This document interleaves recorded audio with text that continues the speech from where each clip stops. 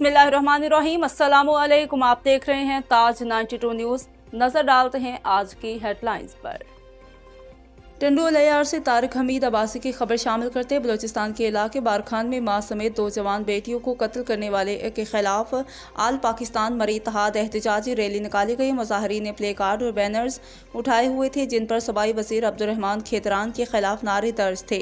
मुजाहरीन का कहना था कि सूबाई वजीर अब्दुर्रहमान खेतरान की निजी जेल से खान मोहम्मद मरी की अहलिया और उनके दीगर अहल खाना को आज़ाद कराया जाए। उन्होंने कहा कि जुल्म की इंतहा है कि सूबाई वजीर ने खान मोहम्मद मरी की अहलिया और 2 नौजवान बेटियों की लाशें कुएं में फेंक दी। बलूचिस्तान में जिस तरह अब्बास और वडेरे जुल्म और ज्यादती के इंतहा किए हुए हैं उन्हें कोई भी रोकने वाला नहीं है। गरीब अफराद की जान माल और इज्जत व आबरू महफूज नहीं है। उन्होंने इंसानी हकूक की तंजीमों, चीफ जस्टिस ऑफ पाकिस्तान और दीगर आला हुकाम से अपील की है कि वो इस सूरत हाल का फौरी नोटिस लें।